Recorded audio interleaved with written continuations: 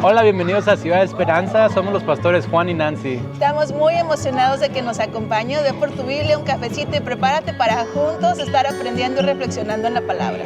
Disfrutarlo. Esta mañana quisiera compartir palabra de Dios. Tenemos también el privilegio de compartir la cena del Señor al final del servicio, así que no te vayas para que podamos tener este momento de comunión con Dios y comunión entre nosotros.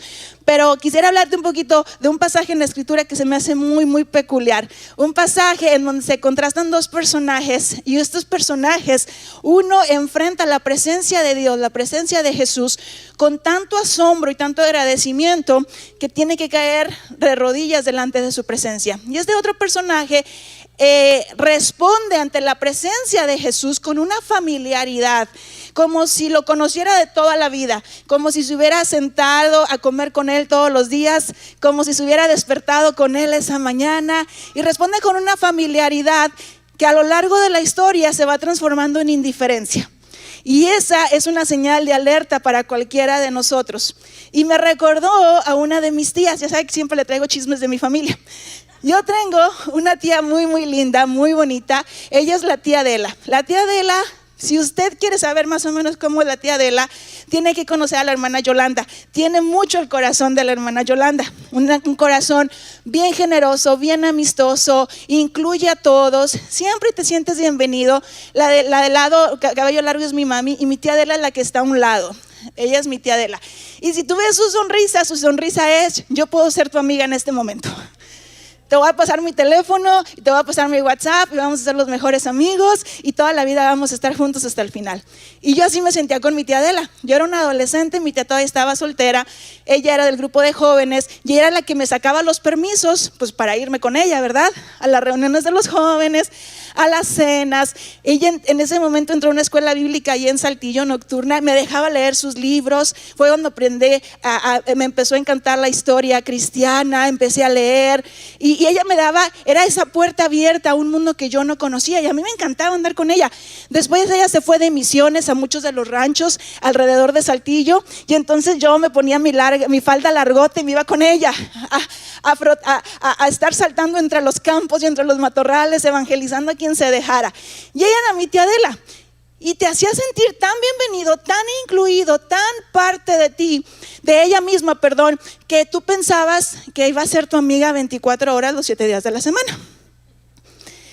Hasta que tú ganabas tanta confianza que un día yo estaba nada más con ella, y como que yo no le falté al respeto según mis propios términos, pero me escuché contestona y medio grosera.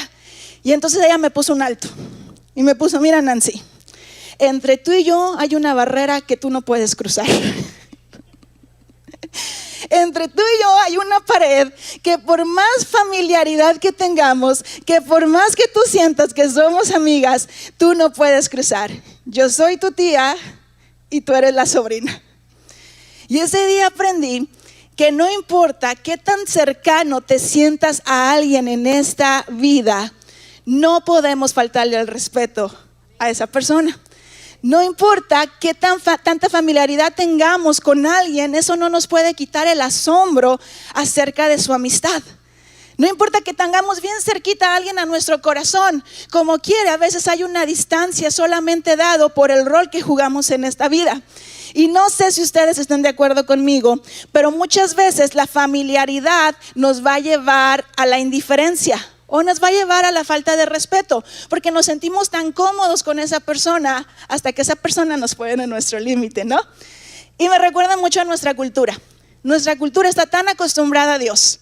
Nuestra cultura está tan acostumbrada a la idea de Dios, a la cultura judeocristiana.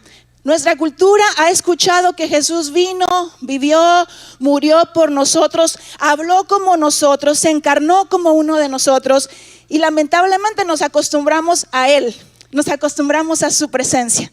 Y esa familiaridad de Jesús, de Dios, o de la idea de Dios en nuestro mundo, muchas veces nos ha llevado de plano a la indiferencia, de que Jesús está ahí enfrente de nosotros y nosotros no reaccionamos de la manera correcta porque estamos tan habituados a que Jesús está presente que nos hemos dejado de asombrar de quién es Él.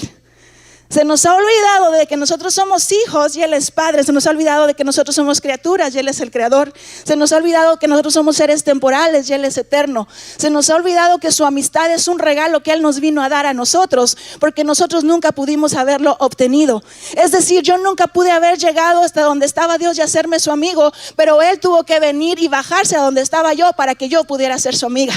Yo no tenía acceso a Él, pero Él abrió el camino para que Él pudiera tener acceso a mí. De tal forma pudiéramos entablar una relación hasta la eternidad. Su familiaridad, su generosidad, su amabilidad, su perdón no se puede confundir a que yo puedo pisotear su nombre cuantas veces quiera, porque yo tengo que estar asombrada constantemente y todos los días de que es Jesús, el Hijo de Dios, el que ha decidido caminar conmigo en este mundo. Amén. Vivimos en una cultura, amén, gloria a Dios. Vivimos en una cultura que se asombra con Messi, amén. Se asombra con Ronaldo. Le preguntaron a Cheque ahora que fue al doctor, ¿quién es el mejor futbolista? Y él dijo, Ronaldo, y le hizo así. Y el dentista se llenó de orgullo y Juan dijo, cuando llegó a la casa Cheque, le dijo, Cheque, no vuelvas a decir esa tontería otra vez. Y Cheque dijo, no, si es el mejor jugador. Cheque se mantuvo en su punto. Pero tenemos una cultura que se asombra con Messi, que se asombra con Ronaldo, que se asombra con Da Vinci, que se asombra con Musk, pero que nos hemos dejado de asombrar de que el Hijo de Dios se hizo carne por amor a ti y a mí. Nos acostumbramos y en esa costumbre cometimos el error de ser indiferentes. Ahora, iglesia, yo estoy predicándole a una iglesia que ama a Jesús, amén. Una iglesia que no vive indiferente ni a su presencia ni a su palabra. De que cuando yo leo en su palabra algo que me está poniendo en mi corazón, yo lo hago porque es Dios el que me está hablando. Le estoy hablando a una iglesia que camina enamorada de la presencia del Espíritu Santo, porque sabe que el Espíritu Santo vino después de que Cristo pagó el precio, y un precio de sangre por ti y por mí. Sin embargo, nuestro mundo sí vive indiferente porque no ha conocido el nombre del unigénito Hijo de Dios. Y hay dos casos tan específicos que quiero tocar hoy antes de que se nos vaya el tiempo. Dos casos tan específicos de cómo la indiferencia ante la presencia de Cristo puede producir resultados tan terribles, mientras que el asombro es lo que nos puede seguir jalando a la cruz. El primer caso es este caso que les comentaba al principio. El caso de Simón el fariseo. Y está en Lucas capítulo 7, versículo 36 al 50. Y escogí dos casos muy conocidos para que podamos nada más enfocarnos en el concepto. En Lucas 7, versículo 36, dice la palabra de Dios.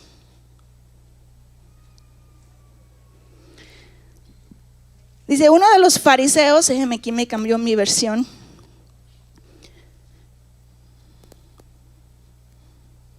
Dice, uno de los fariseos rogó a Jesús que comiese con él.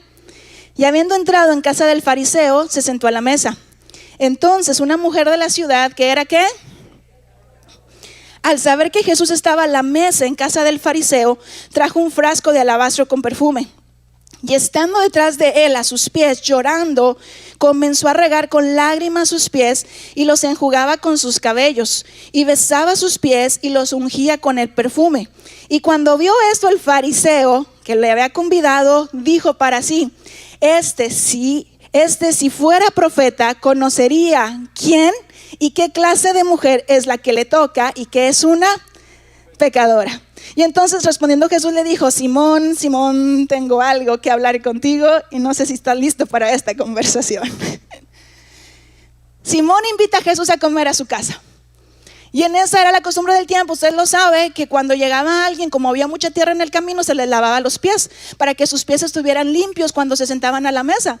Porque al sentarse a la mesa no usaban sillas tan altas como las nuestras, usaban como silloncitos donde se podían reclinar y ahí tener un buen tiempo. Así que les limpiaban su mesa, les ungían su cabeza para también que tuvieran un buen olor y se les saludaba con un beso. Sin embargo, cuando llega Jesús a casa de Simón, se encuentra con una indiferencia total. Dice que llega Jesús porque Simón lo invita a su casa. Es Simón el que invita a Jesús a su casa. Pero cuando llega Jesús a su casa, dice que solamente Jesús llega y se sienta. Y cuando se sienta, todos se quedan como si no hay nada que hacer, como si Jesús fuera uno más de la banda, como si Jesús fuera un personaje más que acaba de llegar a ser invitado. Ahora, yo no sé si Simón es el mismo personaje que nos cuentan los otros evangelios. Los otros evangelios nos hablan de que había otro Simón que era el leproso, y muchos todavía no hay un acuerdo si se refieren al mismo personaje, si Simón el fariseo era Simón el leproso. Simón el fariseo, cuando por el título de fariseo sabemos que es un maestro de la ley, conoce mucho de la ley, guía al pueblo a través del estudio del Antiguo Testamento, forma parte de la élite religiosa de su tiempo. Sabemos todo eso por su título, por fariseo. Pero si también fuera Simón el leproso, la misma persona, entonces también nos daríamos cuenta que era una persona que había sido relegada fuera de la sociedad, que había estado enfermo, que había tenido que salir de su estatus, de su sistema, de su rutina de vida para poder encontrar sanidad, hasta que Jesús lo encontró y lo sanó. No sabemos cuál es el caso, no sabemos si la misma persona, el fariseo y el leproso, eran la misma persona. Pero si yo fuera Simón y yo hubiera sido leprosa y yo hubiera sido farisea y alguien me tiene que reconocer a mí en el futuro, yo no quisiera que se acordaran de Nancy la chismosa, quisiera que se acordaran de Nancy la predicadora. Amén. Yo no quisiera que nadie me dijera Nancy la mentirosa, sino que dijera no, Nancy la pastora, porque amamos mucho nuestras etiquetas, porque nos aferramos a las que nos convienen. Amén. Simón y el leproso y el fariseo quizás sean o no sean la misma persona, pero aquí Lucas nos lo presenta solamente con su título, el fariseo, como cuidando también la reputación de este hombre, pero también diciendo que Jesús caminaba con todas las personas, pero que este fariseo, aunque había recibido el bienestar probablemente de la sanidad, y en ese momento había recibido el bienestar de la presencia de Jesús en su casa, estaba indiferente ante la presencia de Jesús. Le permite entrar a su casa y ser algo más o alguien más, como si Simón le hubiera hecho el favor a Jesús de invitarlo. Yo te estoy invitando, yo te estoy pagando la cena, yo estoy invitando a tus discípulos, yo te estoy abriendo las puertas de mi casa. Tú me sanaste, pero igual lo hubiera sanado de otra manera. Igual alguien me hubiera dado por ahí un remedio. Tú me libraste de mi mal, pero igual yo hubiera ido con alguien y me hubiera dado otra cosa y así hubiera sanado. Y ahora que estoy bien y que tú estás en mi casa, ahora yo, Simón el fariseo, te quiero decir qué hacer. Es más, Simón está en una posición ahí en la mesa como si Jesús se tuviera que conformar con que lo deje entrar a mi casa. Con eso se tiene que conformar Jesús. Ya lo dejé sentarse en mi mesa, ya lo dejé entrar a mi casa, que con eso se conforme. No le voy a lavar los pies, no le voy a dar el saludo que se merece, no lo voy a ungir para que huela rico después de que llegó cansado en un día soleado. No voy a hacer nada de eso, que se conforme con que ya lo dejé entrar. Jesús no debe esperar nada más, porque lo que hizo por mí ni siquiera es para tanto. Y a veces eso es lo que nos puede llegar a suceder y lo que le pasa tanto a este mundo. Tiene un Dios que todos los días hace salir el sol sobre buenos y malos. Tiene un Dios que sustenta toda la tierra con la palabra de su poder. Tiene un Dios que tiene cuidado, que sus ojos están sobre la faz de la tierra. Un Dios que sostiene todo, y sin embargo estamos tan acostumbrados a que todo el milagro de la creación funcione de manera tan perfecta que no creemos que Dios merezca algo más de nosotros. Y no decir de muchos cristianos que se vuelven atrás después de que Jesús los sana, los rescata, los perdona, los libra de adicciones, y después se convencen a ellos mismos de que el cambio se debió a su buena voluntad, de que el cambio se debió a las ganas que le echaron, a que la prosperidad vino porque trabajaron como nadie más trabajó, y no se dan cuenta que la salvación siempre va a venir de Jehová. Simón está ahí en un momento de indiferencia total. Tienes que hacer todo esto por tu maestro, pero te has acostumbrado tanto a que él está sentado ahí a la mesa. Hasta que llega una mujer que cambia la rutina del momento, porque Jesús tampoco te va a exigir que hagas lo que tú no estás dispuesto a dar. Jesús no se enoja con Simón y le dice, a ver, ¿por qué no me lavaste los pies? Jesús dice que él vino a servir, no a ser servido. Jesús vino a dar su vida por todos nosotros. Jesús vino a perderse para que nosotros pudiéramos ganar. O sea, Jesús no vino a exigir nada. Sin embargo, el deber de Simón, cuando está ahí frente al Hijo de Dios, es hacer todo eso y más, desvivirse por atenderlo. Y llega esta mujer que rompe con todos los protocolos, esta mujer que acabamos de entrar, se tira a los pies de Jesús, comienza a llorar, moja sus pies, en vez de agua usa sus lágrimas, en vez de toalla usa su cabello para secar sus pies, en vez de besar su mejilla, empieza a besar sus pies de manera constante. Esta mujer que empieza a romper un perfume de mucho precio y comienza a ungir a Jesús, y de repente el fariseo que no hizo nada de eso comienza a ver a Jesús con sospecha. Si Jesús fuera quien dice es, sabría quién es esta mujer y qué clase de mujer, la etiqueta, ¿verdad? ¿Qué clase de mujer es la que te toca? Empieza a ver a Jesús con sospecha.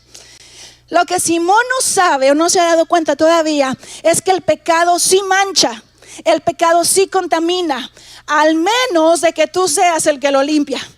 El pecado sí mata, al menos que tú seas el que da vida. El pecado sí enferma, a menos de que tú seas el antídoto a esa enfermedad. El pecado sí te va a cansar, te va a agotar, te va a quitar la vida, a menos de que tú seas el sanador. Es decir, a Jesús lo podían tocar los pecadores y los pecadores no lo manchaban a él, pero la santidad de Jesús sí salía y podía sanar al pecador, sí lo podía limpiar, sí lo podía hacer hecho nuevo. Él es el antídoto, Él es el que nos limpia, Él es nuestra medicina, Él es nuestro sanador. Y Simón no tiene conciencia de quién es Jesús y menos de quién es Él, menos de su pecado. Esa indiferencia lo está matando, esa indiferencia lo está condenando. Dice C.S. Lewis que nosotros no podemos acercarnos a Dios a adorar si estamos distraídos. C.S. Lewis dice, uno de los obstáculos más grandes de la adoración, de saber quién está enfrente de ti, es que estás pensando en otra cosa. Amén. Es la falta de atención. Todos los que somos medios hiperactivos y decimos, voy a orar, Señor, te doy gracias. Ay, sí, me acordé, le tengo que dar gracias a la hermana Sarichi porque uno de los obstáculos más grandes de la adoración es esa falta de atención. Otro de los obstáculos es la falta de atención equivocada. Estamos viendo el atardecer, dice C.S. Lewis, y en vez de enfocarnos en la belleza de su creador, estamos analizando por qué el otoño es diferente a la primavera.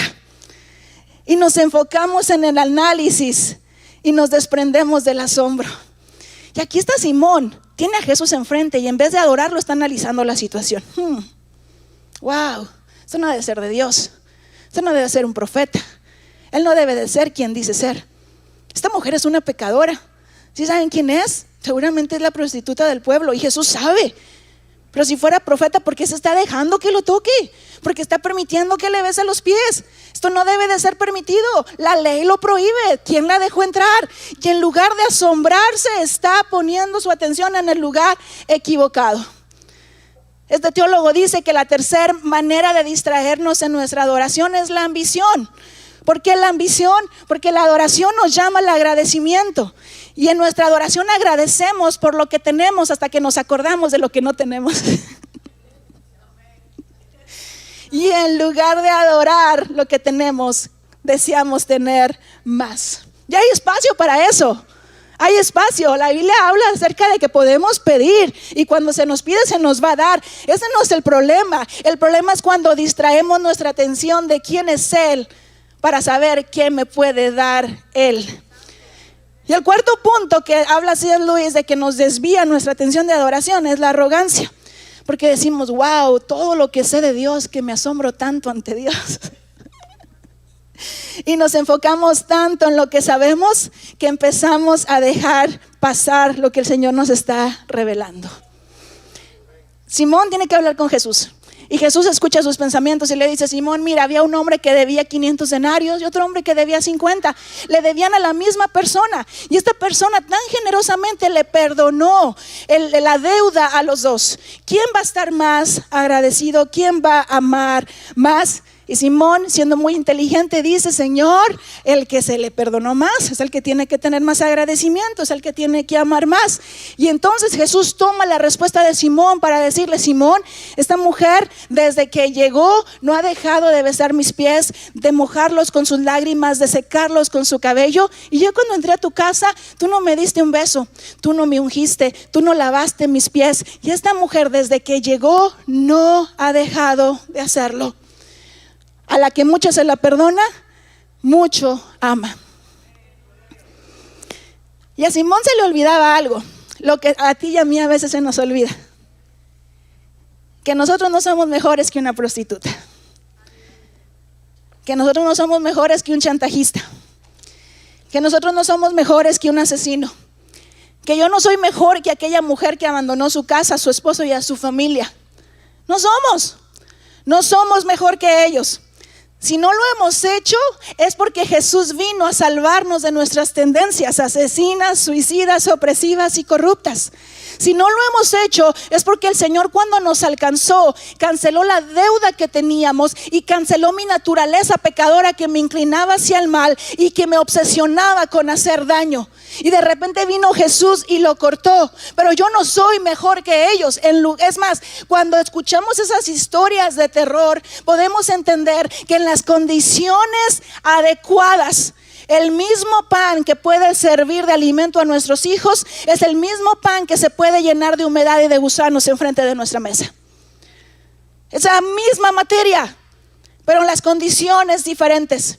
Y a veces como seres humanos se nos olvida que dentro de nosotros existen lo que muchos psicólogos le llaman las sombras, que nosotros entendemos también como cristianos, que es esa vieja naturaleza que nos jala hacia el mal, pero que a través de Cristo, según Romanos capítulo 8 versículo 1, hemos sido hechos más que vencedores, de que ya no hay ninguna condenación para los que estamos en Cristo Jesús. Ya no tenemos ninguna condenación para los que vestimos su naturaleza. Ya nadie nos puede condenar, ya nadie nos puede destruir, ya nadie nos puede acusar, porque el Señor es el que nos ha justificado. ¿Pero somos nosotros? No.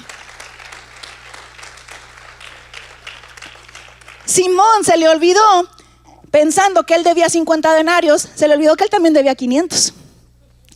No más que a veces vivimos en un mundo tan fantasioso que pensamos que nosotros somos mejores que los demás. Y cuando pensamos que somos mejores que los demás, nos llenamos de arrogancia, nos llenamos de orgullo, nos llenamos de una espiritualidad fracasada, barata, de basura, fantasiosa, de caricatura, para poder acusar a los demás y empezar a ocultar nuestro propio pecado. Cuando escuchamos todas esas historias feas, fuertes, tenemos que acordarnos de que pude haber sido yo, y si no lo soy, es por la pura gracia de Cristo. Yo recuerdo cuando era una adolescente, leí ese libro, un libro acerca del holocausto nazi. Se llamaba Nunca Más. Nunca más. Y marcó mi vida, porque la tesis de este libro es, el autor decía: tengo que escribir todo lo que viví en estos campos de concentración para que al mundo no se le olvide los horrores que vivimos allá adentro y no se les ocurra volver a repetir la historia. Porque la tesis de este libro es: el ser humano nunca sabe qué tan capaz es de hacer el mal hasta que está en las condiciones adecuadas. Y nunca sabes, su historia era, nunca sabes cuánto vas a poder resistir hasta que te enfrentas al mal. Cuando yo leí este libro, me di cuenta que estaba, cuando veía al verdugo, cuando veía al asesino, cuando veía al que enviaba a estos campos de concentración a niños y a mujeres inocentes, sabía que en ese espejo estaba mi cara y que yo podía ser esa misma persona, porque en las condiciones adecuadas el mal puede crecer en mi corazón en cualquier momento si el Señor no tiene el control de mi vida. Repite conmigo: si tengo vida, es porque Él me dio vida. Pero Simón no estaba lista para esta conversación. Simón no entendía lo que Jesús le estaba diciendo, porque estaba tan indiferente ante él. El caso 2 es esta historia también bien conocida que encontramos en Lucas 23. Son los dos ladrones en la cruz. Está un Jesús ya crucificado y encontramos las dos reacciones distintas. Porque en ocasiones también la indiferencia no solamente te lleva al menosprecio, sino la indiferencia te lleva también a la rebeldía. Está Jesús clavado en la cruz con un título encima de su cabeza que dice Jesús de Nazaret, Rey de los Judíos, escrito en griego, en hebreo, en latín, para que todos puedan leer de qué se le acusa a Jesús. A Jesús se le está acusando de ser el traidor al imperio romano y de decir que tiene el mismo poder que el emperador, que todo el mundo se entere. Pero en esa burla hay algo de ironía, porque aunque ellos lo ponían con sarcasmo, en realidad Jesús de Nazaret sí era el Rey de los Judíos. Pero ellos lo estaban convirtiendo en una burla. Desde el Sanedrín, los soldados de Herodes, los soldados de Pilato, hasta los dos ladrones en la cruz, Marcos y Mateo, nos dicen que se estaban burlando de Jesús. Pero Lucas nos permite entrar un poquito más ahí a la escena de lo que estaba sucediendo. Dice que el primer ladrón le dice a Jesús, si eres el Hijo de Dios, si eres el Rey de los Judíos. Él estaba ahí. Él había escuchado a Jesús clamando, diciendo, Dios mío, ¿por qué me has desamparado? Él había escuchado a Jesús decir, perdónalos, Padre, porque no saben lo que hacen. Él había estado ahí pidiendo misericordia por su madre, diciéndole a Juan, hijo, ahí tu madre, ahí tu hijo. Había visto que la escena no era de un criminal y todavía se une a la burla. Ahora, la burla era parte de lo que la profecía había dicho que le iba a suceder a Jesús. La profecía decía que lo iban a ver y lo iban a escarnecer, se iban a burlar de él, lo iban a menospreciar, iban a esconder de él el rostro, lo iban a olvidar, no lo iban a estimar. Es lo que dice Isaías 53, el Salmo 22, es lo que habla de cómo Jesús iba a ser burlado. Pero hay de aquel que se une a esa burla. Habla de que nuestro evangelio va a ser vituperado. Pero hay de aquel que se une para vituperar nuestro evangelio. No nos asustemos porque somos la burla en las olimpiadas, o somos la burla en la cultura popular, o en la música, o en las celebridades. No nos asustemos, pero digamos, hay de aquellos que se unen a esas tendencias, porque su indiferencia los está llevando directamente a la rebeldía. Jesús estaba ahí en medio de las burlas. Y uno de los ladrones le dice, si tú eres el Hijo de Dios, con sarcasmo, pues bájate de la cruz y bájanos a nosotros también de una vez. ¿Qué estamos esperando? Como si el ladrón y Jesús estuvieran al mismo nivel. Como si Jesús y el ladrón fueran iguales. Como si yo estuviera hablando con un amigo ahí tomándome un café y jugando dominó. Cuando nuestro mundo tiene esa clase de indiferencia que lo lleva a la rebeldía, nunca le permite llegar a conocer a Jesús a fondo. Nunca se da cuenta que Él es Dios, un Dios que está entre nosotros, un Dios que camina con nosotros, un Dios que se ve como nosotros después de la encarnación, pero que Él sigue siendo Dios. Y este ladrón reduce a Jesús a una caricatura de Dios. Si tú eres Dios, quiero que hagas lo que yo quiero. ¿Sí nos ha pasado? Si tú eres Dios, entonces contéstame ahorita. Si tú eres Dios, entonces sáname. Si tú eres Dios, entonces rescata. Si tú eres Dios, bájate de la cruz y también bájame a mí. Haz lo que yo quiero. Y este ladrón convierte a Dios en un utensilio que él puede usar a su conveniencia. Esta indiferencia lo lleva a una rebeldía en donde Jesús ya no es el Señor y el Dios, ya no es el Salvador. Ahora Jesús es un artículo de uso. ¿Cuándo me sirve? En las noches cuando no puedo dormir y la conciencia me está matando. Ay, déjame saco a Jesús. La carta de Jesús sobre la mesa. Jesús, perdóname por todo lo que hice, pero que tu presencia venga conmigo en este momento. Y a la mañana siguiente nos volvemos a despertar con el mismo problema porque no hubo ningún arrepentimiento.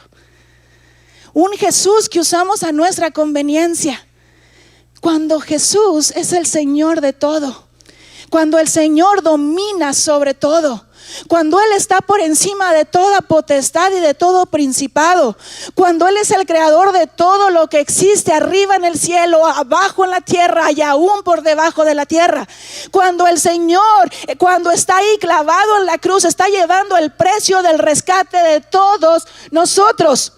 Pero el ladrón reduce a Jesús a una más de sus supersticiones, a una colita de conejo. ¿Cómo? ¿Es patita o colita? Una patita de conejo, una colita de venado, un cuarzo más, una pulserita para la buena suerte.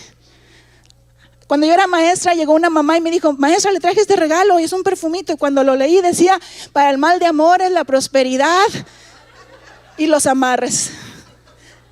Y aquí te negan decir.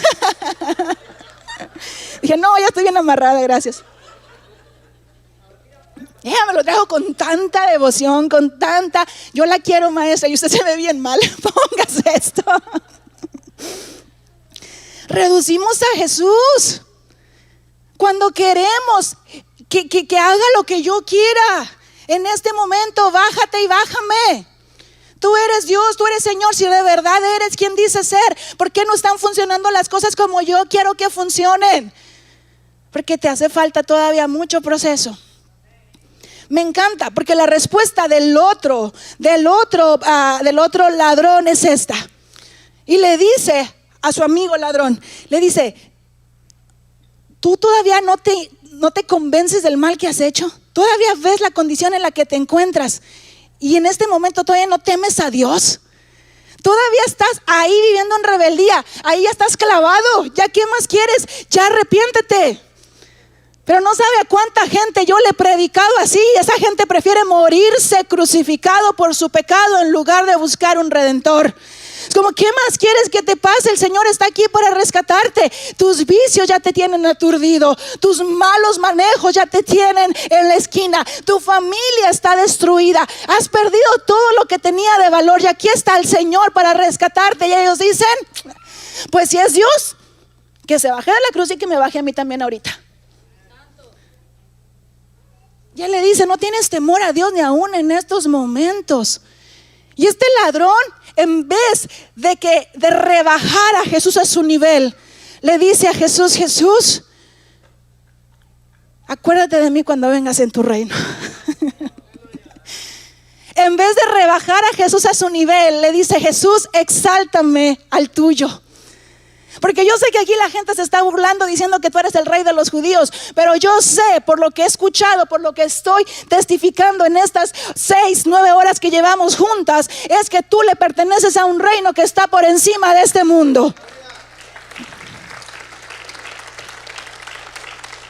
Este ladrón le dice a su amigo: oye, arrepiéntete, ni estando en esa condición.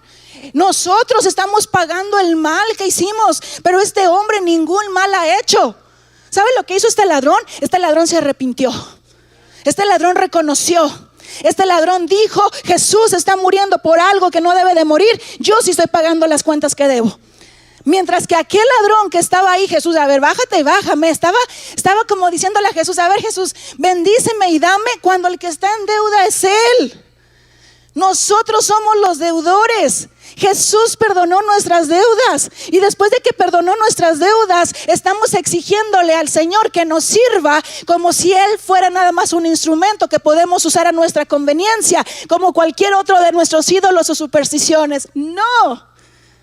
Cuando estamos crucificados por nuestro dolor, nuestra enfermedad o nuestro pecado, lo que tenemos que hacer en esa condición es decirle: Señor, yo sé quién eres tú, pero también sé quién soy yo. Yo reconozco que he pecado. Yo reconozco que muchas de las cosas que estoy viviendo en este momento son consecuencias de mis malas decisiones. Yo entiendo que estoy pagando el mal que hice, pero si tú tuvieras misericordia de mí, si tú te acordaras de mí cuando vinieras en tu reino, si tú cuando regresaras me levantaras junto contigo, si tú cuando resucitaras también me tomaras a mí también, si tú perdonaras mi pecado y me hicieras una nueva persona, no me dejes en la cruz, no me dejes en la cruz.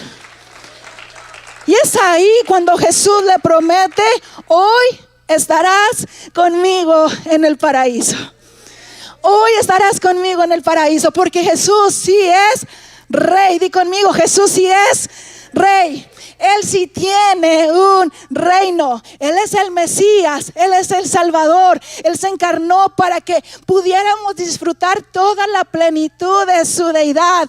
Él me ha llamado a ser amigo, pero eso no le quita que también es mi Salvador. Él me invita a llegar confiadamente ante su trono para alcanzar misericordia, pero esa confianza no le roba nada de su realeza. Mi amigo es un rey, hermanos. Su amigo es un rey, y es esencial que nunca olvides ninguna de estas dos cosas: de que en Jesús tienes un amigo, pero que ese amigo es tu rey. Amén. No podemos vivir en la indiferencia, tenemos que vivir en el asombro. Yo voy caminando y conmigo va un rey. Yo voy avanzando y conmigo va un rey. Yo voy tocando puertas y el rey las va tocando conmigo. Yo estoy orando por mis hijos en las noches para que tengan un encuentro con mi Dios, y mi rey está ahí intercediendo por ellos antes de que siquiera yo abra mi boca. Yo estoy ahí clamando por milagros para su vida y para mi vida, pero antes de todo eso el Señor ya pagó el precio para que esos milagros comiencen a ocurrir. Él es mi amigo, pero yo nunca pierdo de vista de que también es mi rey. Qué bueno que te pudiste conectar el día de hoy. Te invitamos a que te vengas y te unas a nuestra comunidad de fe. También nos puedes encontrar en redes sociales como Ciudad Esperanza o en nuestra página de internet en ciudadesperanza.org. Muchas gracias por acompañarnos esta semana y esperamos verte muy pronto en Ciudad Esperanza.